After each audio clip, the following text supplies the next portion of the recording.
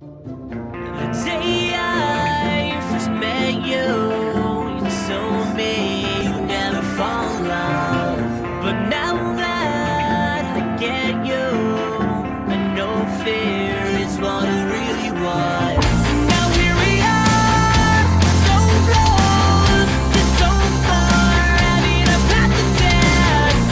When will you realize? Hey guys! So this week is going to be kind of a continue on from last week's video. I'm going to be talking about considerate relationships. And I'm not talking about the ones where people turn around and they're like, we're going to be doing this because I say, consider it a relationship. I'm talking about the ones where you need to text the person and say, I need to think about it before going out with you.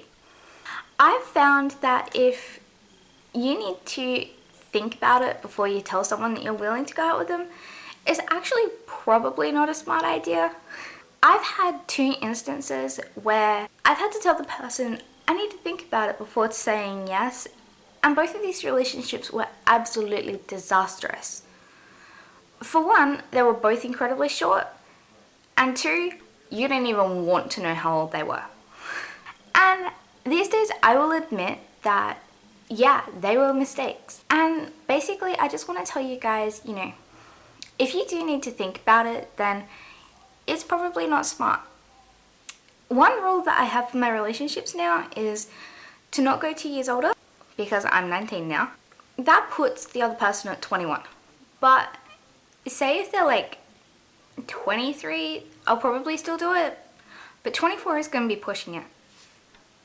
The best relationship that I think I've had, no, the 2 best. The first one was like 3 days older than me, and that lasted for 10 months. And then the second best was 2 years older than me, and that lasted for like 3 years.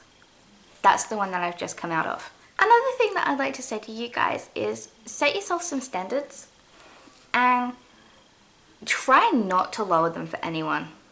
Like, my ideal guy is someone who is emo style, so like the long hair, the bangs coming down, a slight bit of colour in their hair, but they dress raver, so like fat pants and hardstyle t-shirts and stuff. Probably only 2 years older than me. And they have to be into the things that I like doing. So like writing, reading, drawing. I think it would also be cool to date a vlogger, because then you could like make vlogs to each other and talk through video. I think that could be pretty interesting. And then you could also show them through your day through the videos. And personally, I think that would help you to be in their lives a little bit more. Like if I'd been vlogging when I was dating Tiffany, then she could have seen like what I was doing when I was away from her, and maybe that might have helped her to be okay with me going out a bit more. I don't know. I will admit that sometimes opposites can attract. Like the guy I mentioned before who lasted 10 months was Carl.